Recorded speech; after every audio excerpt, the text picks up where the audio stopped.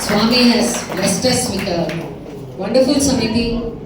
in all the three wings, whether it is education, spiritual or Seva wing, all three wings, we have been able to contribute our best in Swami's service. So today, we will begin our Balvikas program with Veda chanting by the Group 2 children.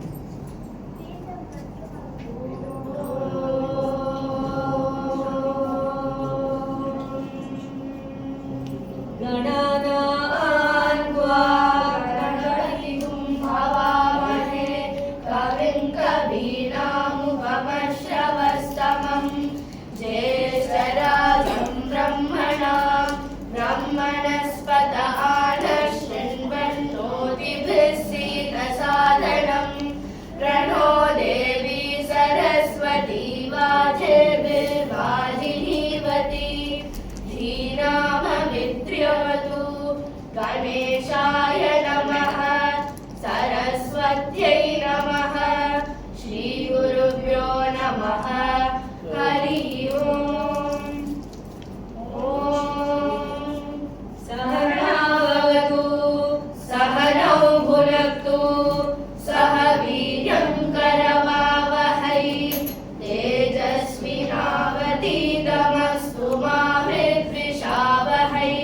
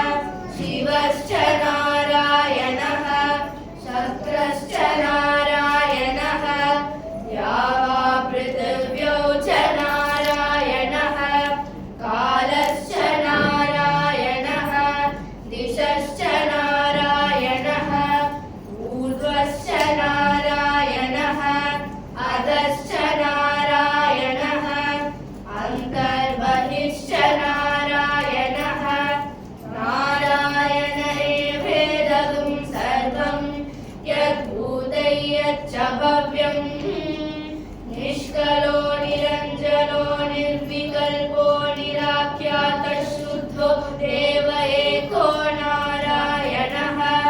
न द्वितीयोऽस्ति कश्चित् य एवं वेद स विष्णुरेव भवति ॐ इत्यग्रे व्याहरेत् नम इति पश्चात् नारायणायेत्युपरिष्टात् ॐ इत्येकाक्षरं नम इति द्वे अक्षरे नारायणायेति पञ्चाक्षराणि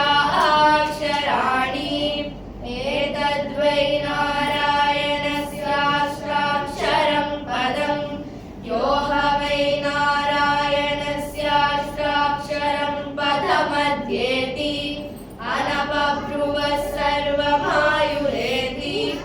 इन्द्रजे प्राजापत्यगं रायस्पोषं गौपत्यं ततो मृतत्वमश्नुते इति य एवं वेद प्रत्यगानन्दं ब्रह्मपुरुषं प्रणवस्वरूपम् अकार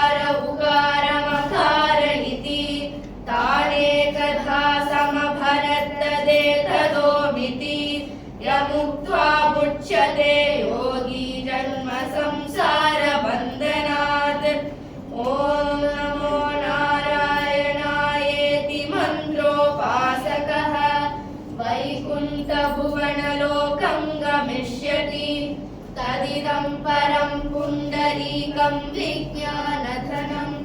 तस्मात् तदिदावन्मात्रं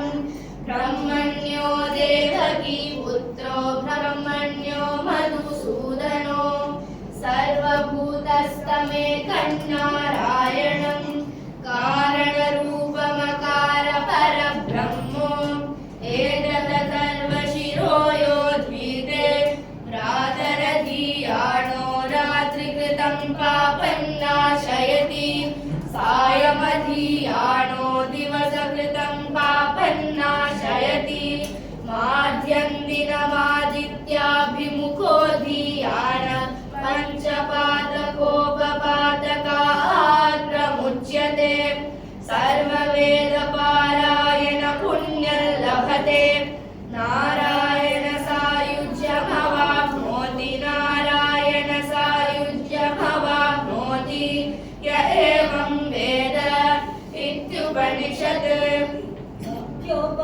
पुष्पं वेद पुष्पवान् प्रजावान् पशुमान् भवति चन्द्रमा वा अवा पुष्पं पुष्पवान् प्रजावान् पशुमान् भवति य एवं वेद योपामायतनं वेद आयतनवान् भवति अग्निर्वा अपामायतनम् आयतनवान् भवति योऽग्निरायतनं वेद आयतनवान् भवति अहो वा अग्निरायतनम् आयतनवान् भवति य एवं वेद योपामायतनं वेद आयतनवान् भवति वायुर्वा अपामायतनम् आयतनवान् भवति यो वायोरायतनं वेद आयतनवान् भवति आपो वै वायोरायतनम् आयतनवान् भवति य एवं वेद योपामायतनं वेद आयतनवान् भवति असौ वै तपन्नवामायतनम् आयतनवान् भवति यो मुष्यतपद आयतनं वेद आयतनवान् भवति आपो वा अमुष्यतपद आयतनम् आयतनवान् भवति य एवं वेद योपामायतनं वेद आयतनवान् भवति चन्द्रमा वा अपामायतनम् आयतनवान् भवति यश्चन्द्रमस आयतनं वेद आयतनवान् भवति आपो वै चन्द्रमस आयतनम् आयतनवान्